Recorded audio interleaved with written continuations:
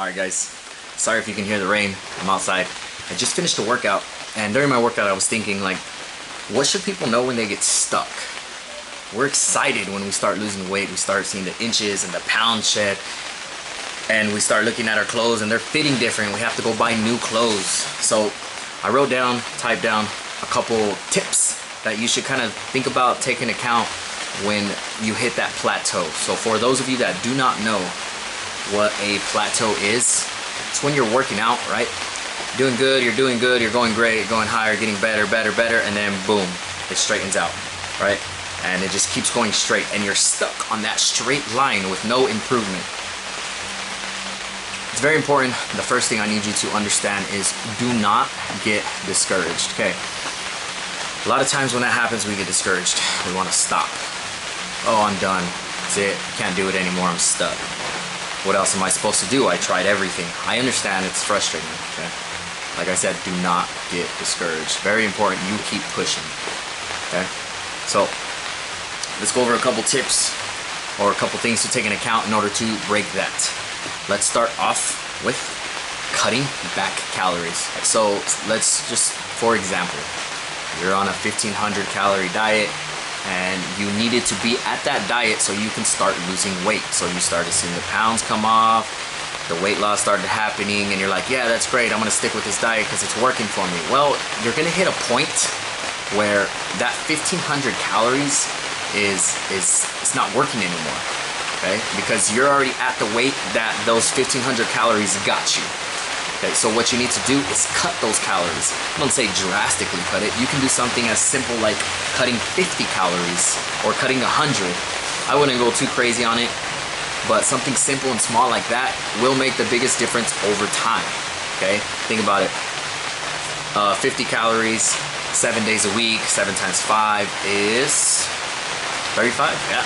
7 times 5 is 35. That's 350 calories over the week that you just cut. It's 350 calories. And over the span of 10 days, you will cut 3,500 calories. So in 10 days, you will technically lose a pound. Okay. Very important though. Oh, 10 days is a long time. You know what? Things like this are slow. You have to take these kind of weight loss or muscle gain journeys slow. You can get sick, you can get injured if you go too fast for what your body is used to, or if you just go too fast in general. You need to take it slow. So 10 days you lose a pound, right? And that's great, that's awesome, you're feeling better, you're back on track. You broke that small plateau. Okay, so if you cut your calories, but for some reason you're still hitting that plateau, you might need to increase your workout. So that sounds easier said than done, obviously. Oh, I'm tired, I don't have enough time, this and this and that. Get it, okay? Revisit what your program looks like. If you can even do the same program you're doing, just add a mile jog at the end or a mile jog in the beginning, something like that. You need to increase your workout. That would help you burn extra calories. So if you're on that 1500 calorie mark and you burn 400, but that's not working for you, you burn 400 after each workout, but that's still not working for you, do about a mile, burn an extra 50 to 100 or however much you burn in that mile. Everybody's different. Depends on your pace, how fast or how slow. It depends on your incline, your decline, things like that will depend on your calories burned. But either way, you still will burn the extra calories. So increase your workout. Okay, so sometimes we feel like we're doing everything right, and this goes with track everything you eat. Write it down. A lot of times we start snacking on little things here and there. Oh, I'm gonna taste that. Oh, let me try that. Oh, let me take a bite. Okay, let's go back to that. 1500 calories. So you're doing your 1500 calories, everything's working, but you want a bite of someone's, I don't know, let's go Subway because I know the calories for Subway. Let's go with the Subway cookie. 220 calories each cookie. Okay, so you're on that 1500. I'm gonna take a bite of this cookie right here. I'm gonna eat one cookie. One cookie's not gonna hurt me. Now you're at, what I say, 220. So now you're at 1720 calories for that day. You just added calories that you didn't burn. Very important, you track everything you eat. eventually you'll start noticing, oh, I ate this when I shouldn't have, or oh, I shouldn't have taken a bite of that. It makes a difference over time. Even for that day, it might not make a big difference, but over time, it starts adding up, okay? So you need to track everything you eat and figure out, okay, maybe this is where I'm messing up. Maybe this is where I'm messing up. You gotta play with it. Everybody is different. What works for me is not gonna work for you, okay? That's why it's called a lifestyle, because you're jumping on and off the fitness horse the whole time. You learn things here, you learn things there, you want to incorporate this and you want to incorporate that. Okay, everybody is different. We do what we like. Okay, so next tip is managing your stress. So you're eating right, you're working out right, you're adding everything extra, cutting extra calories, but you're not sleeping right. Sleeping is not because it's something we want to do, or it's just out. Sleeping is our body's way of saying, okay, it's time to rest. I need to recover because I had a long day. I need to recover my whole body in order to be ready for the next day, because I know what we're doing the next day. I know the activity level is going to be at, so I need to sleep in order to perform my best. But you're not sleeping enough, so your body's not recovering enough, which means you're still breaking it down, breaking it down. You sleep a little bit, you break it down more. You sleep a little bit, you break it down more, and it goes lower. Think of taking 1 step forward and 2 steps back. So when you lack sleep, that is what you're doing to your body, okay?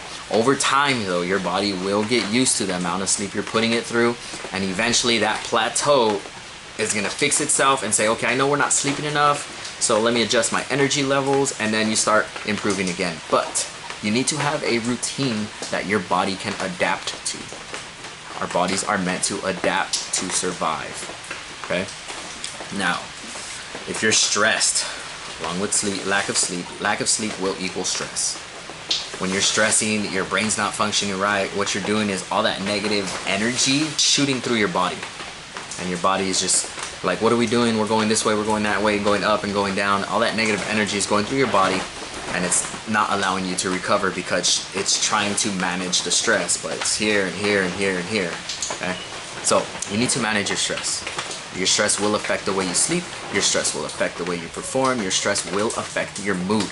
So manage your stress. Okay, so you manage your stress. You're cutting back on calories. You're adding extra workouts, but for some reason you're still stuck. Okay, so this is an easy fix here. If you followed all those rules and tips or whatever you want to call them, here's an easy one. Increase your daily activity. Go for a walk. Walk to the store, walk back. Doesn't mean increase your workout, okay? Increase just how much you move throughout the day, so your body's aware, like, oh, we're moving more than normal.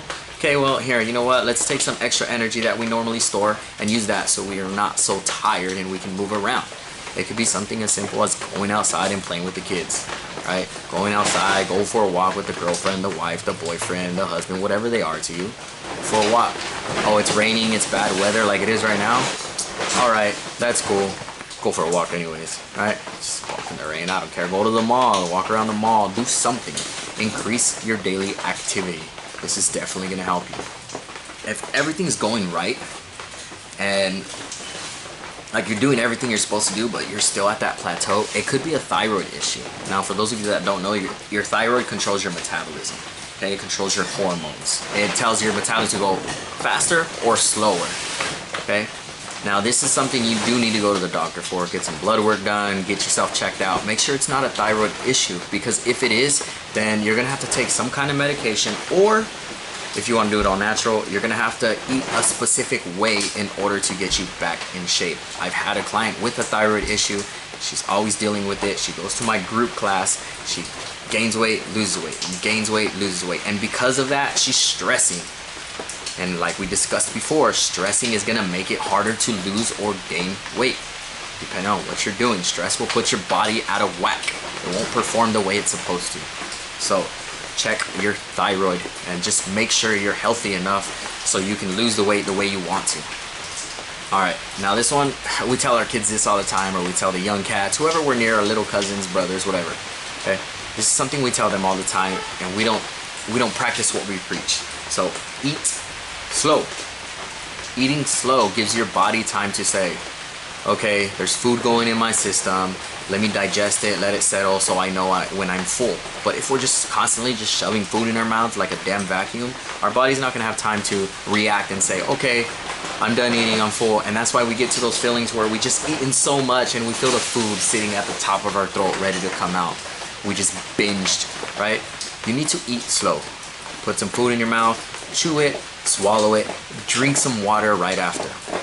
The water is gonna help you stay full. It's gonna help your body understand, okay, I'm done eating, I don't need to put all this food in my mouth. You need to drink that water. Just think of it this way. Your stomach is this big, right? Give or take. It's not really this big, but think of it this way. Say this is your stomach, right? Okay, and you normally eat to fill up your stomach. But you want to lose weight, so you need to eat about right here, right? So we can shrink our stomach. But in the meantime, we're eating here. So we have this whole empty gap up top that's empty. So that's where we feel hungry and feel like we need to eat more. But if you drink water, it's gonna fill that gap up. So now it feels like you're full. That's the whole point of drinking water. Not the whole point.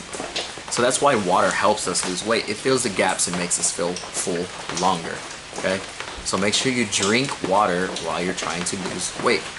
So before we end this, I just need you guys to understand it's very important when you are on a weight loss, muscle gain journey, some kind of fitness journey, I need you to understand, and I've said it before, this is a lifestyle. And not because you're doing this for the rest of your life. It's a lifestyle because sometimes we fall off the fitness journey and sometimes we get back on and we jump off and jump on. Our priorities change throughout life, you know. If you're going to a gym, sometimes you can't afford the gym just because, you know, bills come up, emergencies, things like that. I need you to understand it is a lifestyle. As soon as you stop, your body just doesn't know what to do with all that energy. I've seen people get headaches from not working out because their body's just used to working out at a specific time all the time. So just know it is a lifestyle. Do not get discouraged. And if you do get discouraged, don't let it dictate whether you are going to continue working out or not. Okay. So hope you guys liked the video. I hope you found some information that you didn't know. If you guys have any comments or you want me to go over something, let me know in the comments. If you want to contact me personally, I will have information in the description at the bottom. Feel free to like the video if you did. Feel free to subscribe if you liked it. So I don't post a lot of videos just because there's so much information. I don't want to repeat or beat the dead horse, as people say. But I feel like this is something people should know. It's just breaking plateaus. It's normal. Everybody goes through it. So I'll see you guys next video. Maybe it'll come at me when I'm working out. Maybe you guys will just comment something and I'll think about it, you know. Maybe you guys will comment something and I'll make a video on it. Until then, I'll see you guys next time.